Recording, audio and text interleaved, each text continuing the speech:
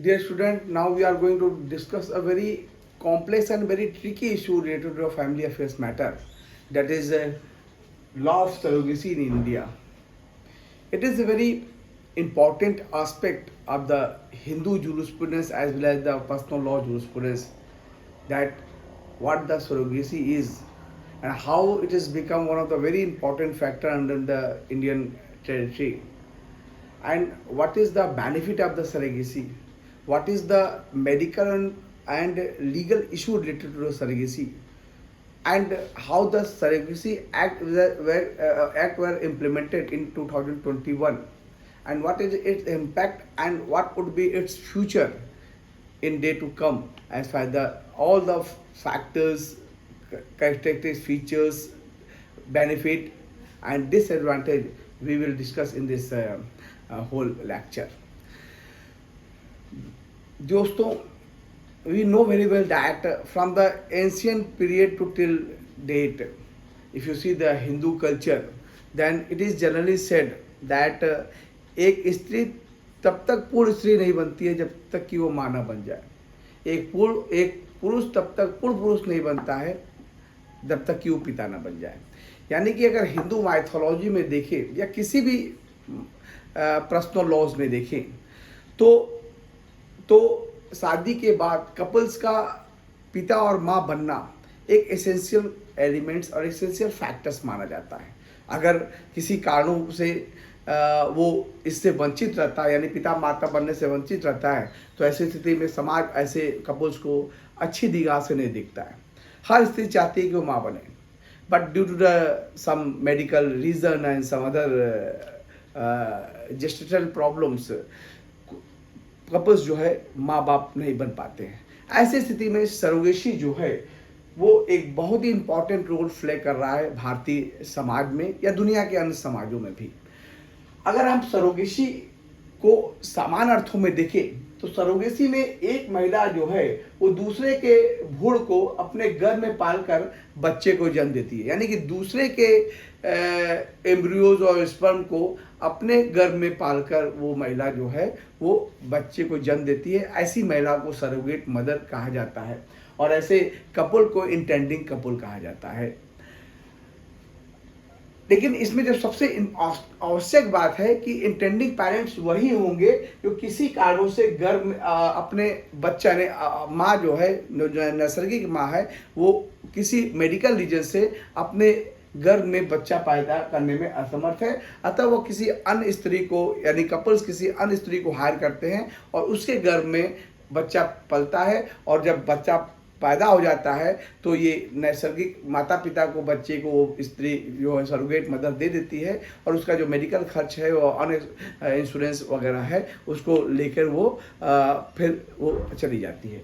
तो अगर आप देखें तो कुल मिला के जो पर्पस है, जो very objective of the surrogate mother is surrogacy is that कि ये महिला जो है वो नैसर्गिक माता पिता को मातृत्व सुख से जो कि अब तक वंचित है, वो दूसरे का कोख का सहारा लेकर जो है वो मातृत्व सुख को वो आनंद ले सकती है। किराए का जो कोख है, यानी जो महिला जो सरोगेट मदर है जो अपना कोख किराए को देती है, ये बड़ा कंट्रोवर्शियल इशू रहा है। 2021 में ये सरोगेसी विनिमय अधिनियम लागू होने से पहले भारत में सरोगेसी के संबंध में कोई अलग से नियम कानून नहीं था। We know very well that after the advancement of the science और technology, various type of the treatment as well as the tested were available in all over the India and medical science। अगर आप देखें तो sex determination, fingerprinting, narco test, they are number of the test in which ये जो है ये helpful करता है। जैसे कि अगर नार्को टेस्ट है तो क्रिमिनल जस्टिस सिस्टम में हेल्पफुल करता है, लिंग डिटर्मिनेशन है तो वो किसी और चीज़ में हेल्पफुल करता है। जहाँ तक सरोगेसी की बात है तो ये जो है वो मातृत्व के सुख को, जो महिला वंचित है उसको वो सुख प्रदान करती है। तो कुल मिला के देखें तो सरोगेसी का जो सबसे बेसिक ऑब्जेक्टिव है वो है एक महिला जो किसी कारणों से मां नहीं बन पा रही है, वो किसी दूसरे के कोख में अपने बच्चे को पालकर वो मातृत्व सुख से का वो आनंद ले सकती है। अब भारत में जो सरोगेसी है वो दो प्रकार का है।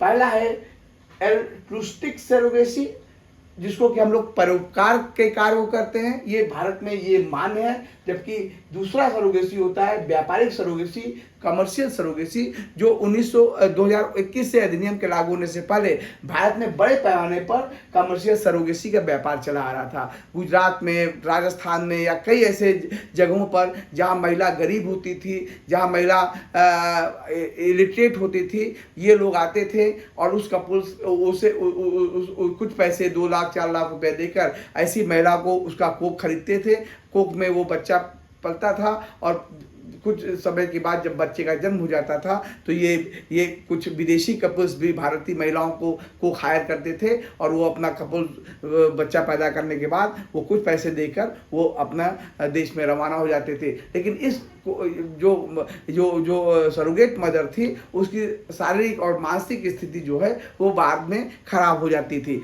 बहुत ही कम समय पर में उसकी हेल्थ जो है वो काफ़ी इफेक्टेड होती थी। अतः भारत में इस बात की आवश्यकता पर बल दिया जाने लगा कि क्या कमर्शियल सरोगेसी को अलाउ किया जाने लगा। भारत सरकार ने इस पर काफ़ी मनन चिंतन करने के बाद जो है वो सरोगेसी विनियम रेगुलेशन एक्ट 2021 को पारित किया और स्पष्ट तौर पर कर दिया कि जो व्यवसाय, जो कमर्शियल सरोगेसी का जो हजारों करोड़ों का व्यवसाय भारत में चला आ रहा था उसे टोटली बैन कर दिया गया और आज की डेट में कमर्शियल सरोगेसी को पूरी तरह से बैन कर दिया गया। हाँ, परोपकार वाली सरोगेसी को, यानी कि इस जो रिस्ट्रिक्ट सरोगेसी है जिसमें बिना किसी संविदा या करार के या बिना किसी पैसे के एवज में महिलाओं को अपना एक सरोगेट मदर जो है वो अपना गर्भ देती है, ये ज़्यादातर जो है वो रक्त संबंधी महिलाएं होती हैं या ऐसे जो इंटेंडिंग कपल है उसके रिलेटिव्स होते हैं। और ये सरोगेट मदर जो है मातृत्व को जो है वो त्याग देती है और हॉस्पिटल के खर्चे को निकालने के बाद वो कोई भी एक्स्ट्रा पैसा नहीं लेती है। यानी कि ये जो सरोगेसी होते हैं, रेस्ट्रिक्ट सरोगेसी, वो बेसिकली परोपकार के लिए होता है। हम अपने किसी सगे संबंधी को अगर कष्ट में देखते हैं तो उसको कष्ट को दूर करने के लिए एक महिला जो है अपने कोख में अगले का बच्चे को पाल के उसको जन्म देकर उसे पुनः उसे सौंप देती है। तो ये रेस्ट्रिक्टिव सरोगेसी। व्यापारिक सरोगेसी में वो भारी भरकम रुपए के एवज में कोख को खरीदती है, यानी इंटेंडिंग कपल कोख को खरीदता है अपने इस पर। और आज भारत में अगर आप देखें तो बड़े पैमाने से वो कुछ ऐसी महिलाएं भी हैं, कुछ ऐसे कपल्स भी हैं जो कि नियम कानून को तोड़कर वो अपने शरीर को बचाने के लिए, ताकि शरीर जो है वो बच्चा पैदा करने से खराब ना हो जाए, उसको अपने पति के स्पर्म और अपना ओवरी को देकर वो दूसरे महिला को कोख खरीदती है पैसे देकर, और वो बच्चा पैदा करने के बाद वो उस बच्चे को अपना बना लेती है और उस महिला को भारी भरकम रकम देकर रुखसत कर देती है। तो एक प्रकार की कॉमर्शियल सरोगेसी जो है भारत में अभी भी बैन है, लेकिन कई जगह पर ऐसे केसेस सामने को देखने को मिलते हैं कि अधिनियम का ये वायलेशन होता है। हालांकि अधिनियम ने इस पर काफी कठोर दंड की व्यवस्था की गई है। तो अगर कुछ इसको और आगे बढ़ के देखें तो जो सरोगेसी में देयर आर 3 पार्टीज, 3 पक्षकार होते हैं सरोगेसी के। अगर आप देखें तो एक वो पक्षकार होती है जो महिला होती है जो अपना कोख को दूसरे को देती है। एक दूसरा जो पक्षकार होता है वो चिकित्सा केंद्र कर्मी होते हैं, जो डॉक्टर होते हैं, जो पैरामेडिकल स्टाफ होते हैं, जहाँ ये सरोगेसी मदर जो है की देखरेख में वो ट्रीटमेंट किया जो जिस डॉक्टर के और हॉस्पिटल की देखरेख में ट्रीटमेंट हो रहा है वो। और तीसरा होता है वो उस भावी संतान के जैविक परिजन, जो वो इंटेंडिंग कपल होते हैं, जो जिन्हें की बच्चे की चाहत होती है। तो बेसिकली जो है 3 प्रकार के पक्षकार जो है इस सरोगेसी में ये इन्वॉल्व होते हैं। जो बच्चे का जन्म होता है वो जैविक माता पिता को बच्चा मिल जाता है सरोगेसी के पश्चात, और जो कोख का जो सरोगेट मदर होते हैं उसको कोख का जो उसने किराए पर दे रखा है उसका भुगतान किया जाता है। तो कुल मिला के अगर आप देखें तो इसमें 2 इशू इन्वॉल्व हैं। एक है फाइनेंशियल इशू, एक है लीगल इशू। फाइनेंशियल इशू इस तरह से इन्वॉल्व है कि कोई महिला क्यों तैयार होगी अपने कोख को दूसरे के बच्चे को देने के लिए। और दूसरा है लीगल इशू है कि अगर बच्चे का जन्म, ये बच्चे का जो जन्म होगा अगर वो दूसरे के कोख से होगा तो बच्चा उस कोख और जो अटेंडिंग कपल है इन तीनों के लीगल राइट्स क्या होंगे, बच्चे की नैसर्गिक माँ कौन होगी, बच्चे की जो जो जो जो सरोगेट मदर है जिसने बच्चा पैदा किया है उसके राइट्स उस बच्चे पर क्या होंगे, क्या वो बच्चा क्या संतान जो है सरोगेट मदर की प्रॉपर्टी में हिस्सा प्राप्त कर पाएगा, क्या संतान अपने इंटेंडिंग कपल की प्रॉपर्टी में हिस्सा प्राप्त करेगा, या फिर इंटेंडिंग कपल और सरोगेट के मदर के बीच में प्रॉपर्टी का क्या लीगल इश्यूज होगा। तो तमाम ऐसे इसमें लीगल इश्यूज हैं जिसमें, या सरोगेसी के दौरान अगर महिला की मृत्यु होती है, सरोगेसी के दौरान अगर महिला को कॉम्प्लेक्शन होता है तो इसकी स्थिति में जिम्मेदारी किस पर जाएगी, महिला की मृत्यु होती है तो जिम्मेदारी किस पर जाएगी। It is a legal issue which must be sorted out by this surrogacy regulation act 2021। जहाँ तक अगर आप 2021 से पहले को देखें जब ये एक्ट रेगुलेशन नहीं बना था तो ऐसी स्थिति में बड़े पैमाने पर सरोगेसी के लिए मदर को मजबूर किया जाता था, पैसे का प्रलोभन दिया जाता था, और जब वो सरोगेसी की स्थिति में रहती थी तो उस महिलाओं का खाना पीना, चिकित्सा, औषधियाँ, घूरना फिरना, उसकी दैनिक दिनचर्या पर काफ़ी नज़र रखी जाती थी, उसको भेड़ बकरी की तरह एक घर के भीतर रखा जाता था और जब तक वो बच्चा पैदा ना हो जाए तब तक उस पर काफ़ी निगरानी रखी जाती थी। याद रखिएगा student, article 21 talks about the life and personal liberty. इस लाइफ एंड पर्सनल लिबर्टी में स्पष्ट तौर पर कहा गया है कि हर एक व्यक्ति को गरिमापूर्ण जीवन जीने का अधिकार है, उसे भेड़ बकरी की तरह इस्तेमाल नहीं किया जा सकता है। कोख जो है, महिलाओं का जो गर्भाशय है वो एक नेचुरल प्राकृतिक नियम के अनुसार उसे बच्चा पैदा करने के लिए सक्षम बनाया गया है। इसका व्यापारीकरण, हम कोख का व्यापार नहीं कर सकते हैं। तो ऐसी स्थिति में अगर आप देखें तो समय समय पर इस बात की मांग उठने लगी कि सरोगेसी में, क्योंकि भारत में बड़े पैमाने पर गरीबी, इलिटरेसी जो बड़े पैमाने पर फैली है, पैसे के लिए कोई भी महिला जो है वो किसी भी स्तर तक जाके रोटी कपड़ा मकान को जुगाड़ करने के लिए उस इस स्थिति में रहती है कि अगर कोई भी व्यक्ति जो पैसे से सक्षम है वो उस महिला का कोख जो है वो खरीद कर अपने लिए उसका इस्तेमाल कर सकता है। एक बेसिक क्वेश्चन उठता है कि what is the difference between the test tube baby and surrogacy, क्योंकि ज़्यादातर समाज मानता है कि दोनों एक ही है, लेकिन ये there are one basic similarity between these two factors, that is both are fertility treatment that help infertile couple to have a children। दोनों ही इसमें मददगार साबित होती हैं कि ऐसी महिलाएं जो मातृत्व का सुख किसी कारणों से नहीं भोग पा रही है, ये दोनों की टेक्निक से वो मातृत्व का सुख भोग सकती है। अगर आप डिफरेंस देखें तो हमने दो डिफरेंस हमको मेजर नजर आएगा। एक है फर्टिलाइजेशन के स्तर पर, अगर आप टेस्ट ट्यूब प्रोसीजर को देखें which is also known as the IVF, in vitro fertilisation, जिसके अंतर्गत an egg is fertilised outside of the body in the lab and then implanted in the mother uterus. As far as the surrogacy is concerned, surrogate becomes pregnant through IVF, but the embryo is transferred to her uterus instead of the mother. That is the basic difference. दूसरा जो difference है वो genetic relationship में है। In surrogacy the surrogate is not a genetically related to the child, क्योंकि वो दूसरे का स्पर्म और एक को अपने कोख में पालती है, अतः वो जेनेटिक रिलेशनशिप उसका उस बच्चे में नहीं होता है। Whereas in the test tube baby the child is genetically related to the original parents, उसके स्पर्म और ओवरी से वो टेस्ट ट्यूब बेबी पैदा होता है, अगर अतः वो जेनेटिक जो रिलेशनशिप है उसका उसी बच्चे के साथ रहता है। As far the surrogacy is concern it is more complex than IVF because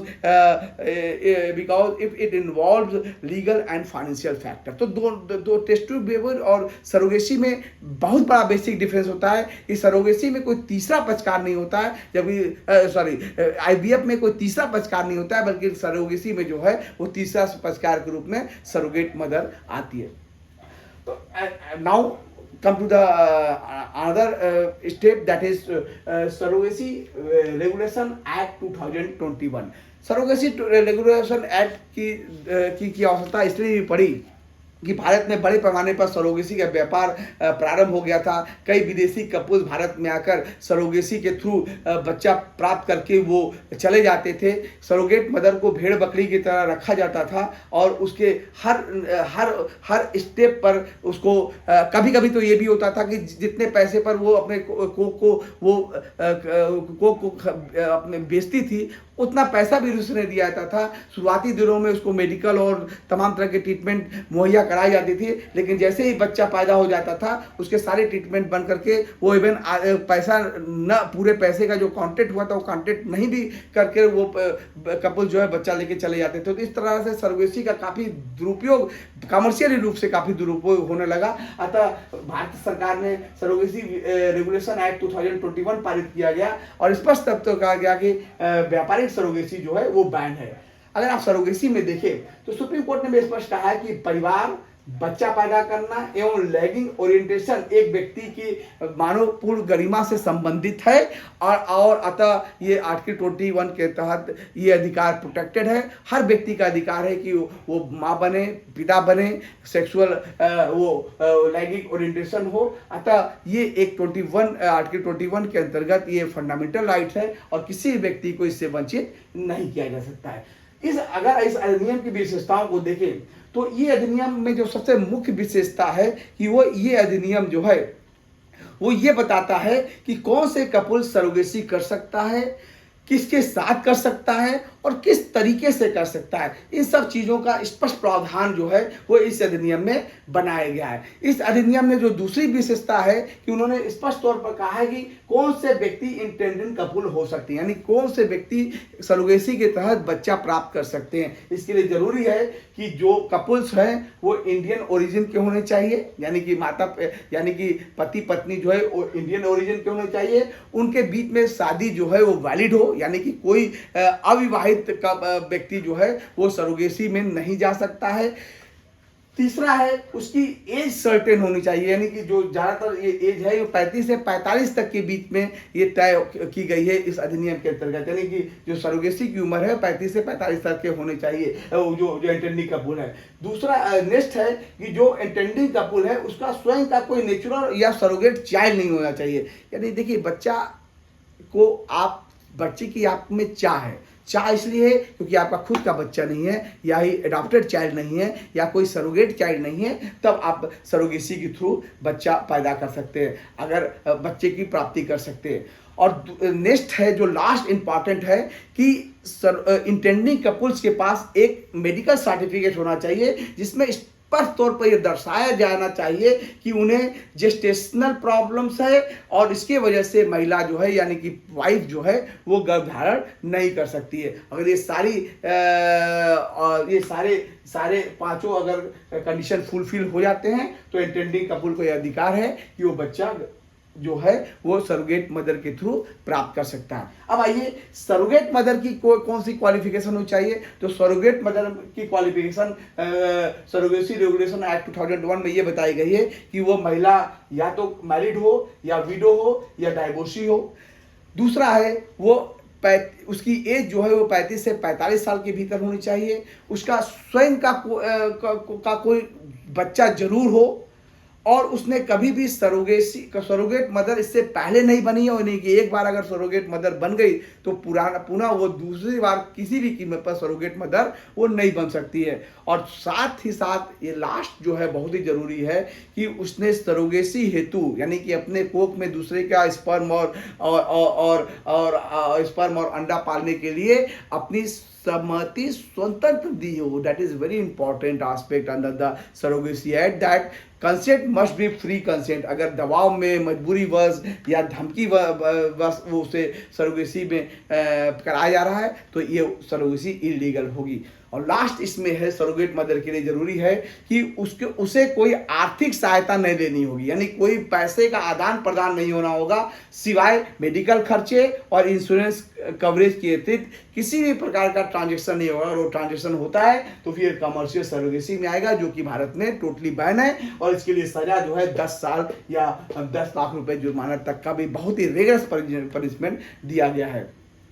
इस सरोगेसी रेवोल्यूशन अगर एक्ट को देखें तो इसमें कुछ विशेषताएं और भी है, जैसे कि जो भी क्लिनिक जो है, कोई जो भी हॉस्पिटल सरोगेसी का इलाज करेगा या उसमें सहायता देगा, उसका रजिस्टर्ड होना जरूरी है, और जो भी डॉक्टर यहाँ पर काम कर रहे हैं या पैरामेडिकल स्टाफ काम कर रहे हैं, उसका जो है नियमानुसार वो योग्यता जो है वो पूर्ण कर रहे हो। दूसरा है, सरोगेसी के इलाज के संबंध में जो सुविधा दी जाएगी, उनको 60 दिनों के भीतर रजिस्ट्रेशन के लिए आवेदन करना होगा, और सक्षम प्राधिकारी के समक्ष 3 साल के भीतर रजिस्ट्रेशन को रिन्यू कराना जरूरी है। कमर्शियल सरोगेसी को पूरी तरह से बैन किया गया है, और कोई भी महिला बगैर स्वतंत्र सहमति के सरोगेसी में वो नहीं जा सकती है। जिन कपल को बच्चे की आवश्यकता है उसका विवाह वैध होना चाहिए, मेडिकल उसके पास प्रमाण पत्र होना चाहिए, और इस अधिनियम के अंतर्गत परोपकार कार्य हेतु इलेक्ट्रिक सरोगेसी की अनुमति अनुमान है, व्यापारिक सरोगेसी की अनुमति अनुमान नहीं है। महिला की आयु 25 से 50 वर्ष व पुरुष की आयु 26 से 55 वर्ष की होनी चाहिए। साथ ही साथ कपल का कोई नैसर्गिक बच्चा या गोद दिया गया बच्चा या सरोगेसी से उत्पन्न बच्चा नहीं होना चाहिए। जो सरोगेट मदर है उसकी उम्र, जैसे मैंने पहले बता दिया था, 35 से 45 के बीच में होनी चाहिए, और जीवन में सिर्फ एक ही बार वो सरोगेट मदर बन सकती है।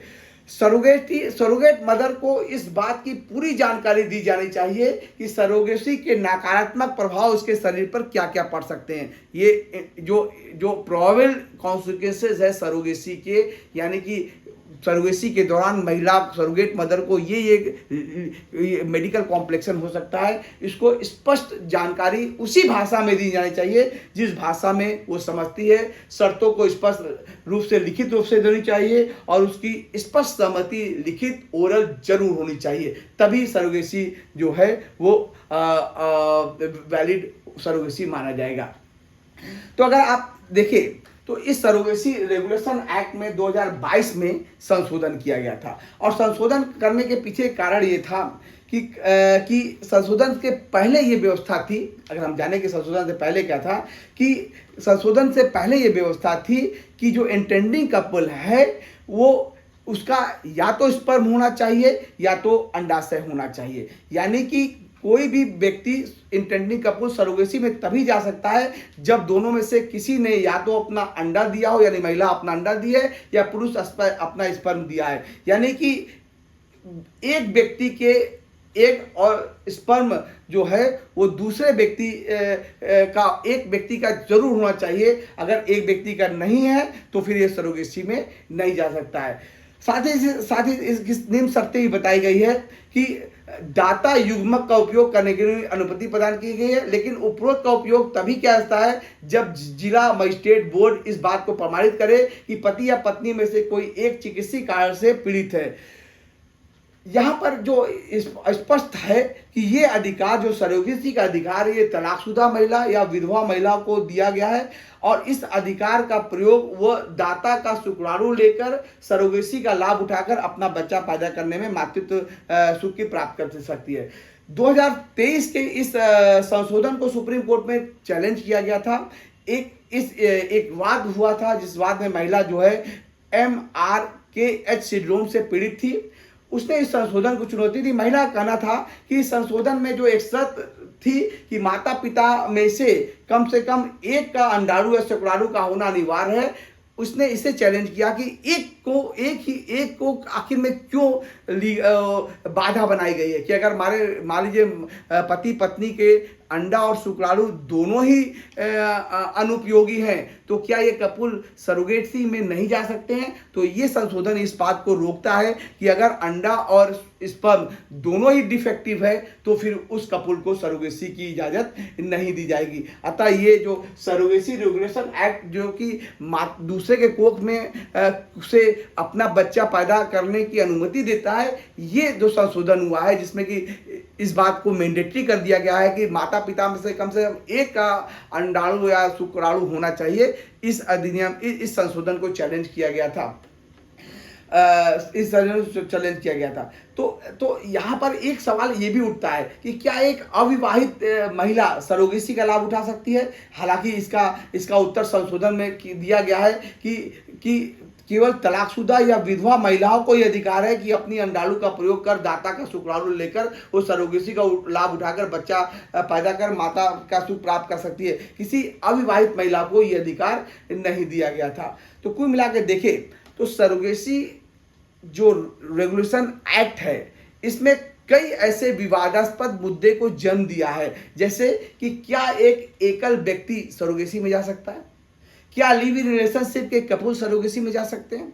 क्या एलजीबीटी जोड़े जो है वो सरोगेसी का उपयोग कर माँ पिता बन सकते हैं? तो यहाँ पर कुल मिला के अगर आप देखें तो सरोगेसी रेगुलेशन एक्ट जो है वो as far the electric surrogacy is concern it is allowed, as far the commercial surrogacy is concern it is totally ban.